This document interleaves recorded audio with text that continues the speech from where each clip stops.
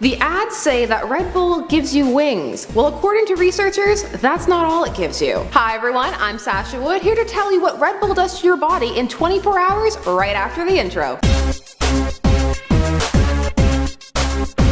So before we get started, I have to ask you guys, what's your favorite energy drink? I have to make a confession, I've never actually tried Red Bull. And to be honest, I probably won't after hearing all these facts. Red Bull is the drink of choice for people going through intense cram sessions and party animals alike. However, as several past stories, even here on IO, that we have done involving Jaeger bombs and heart attacks will tell you, it may not be the best for you. To start off, one can of Red Bull, which is 250 milliliters, contains 80 milligrams of caffeine. That is double the amount of your average cup of coffee.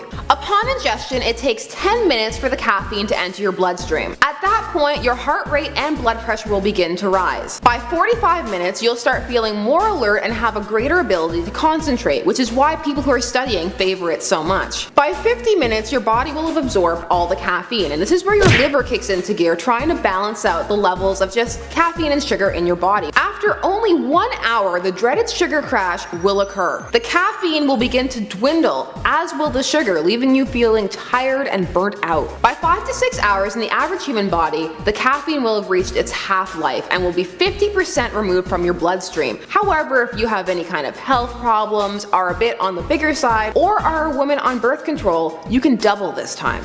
By 12 hours, if you are the benchmark of average health that they'd like to use for these studies, the caffeine should be entirely removed from your system. In the span of 12 to 24 hours, because most of us consume caffeine on a pretty regular basis in lots of the things we drink, not just energy drinks, but coffee and of course pop. This is where you will begin to experience withdrawal symptoms, because lest we forget, caffeine is of course a drug. These symptoms include irritability, of course, headache, and constipation.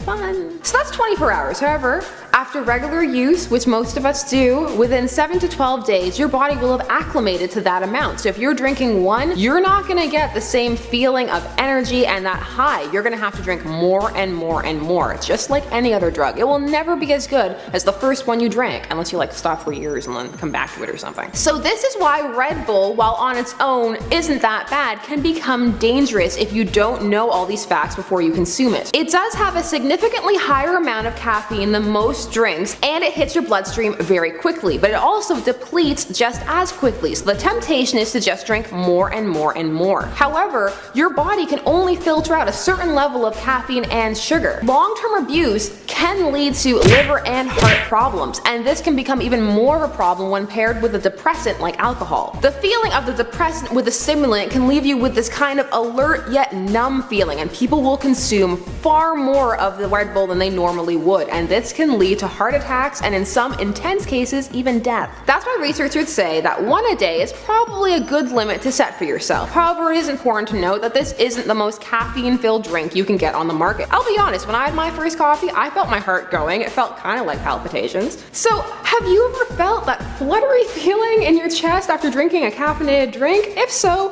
hit that like button and maybe go see a doctor. I'm Sasha Wood, thanks so much for watching. That was a whole lot. More videos over there for you to click on. I love reading your comments, and I'm sure I will for this video too. And don't forget to like, comment, share, and subscribe for even more. Bye!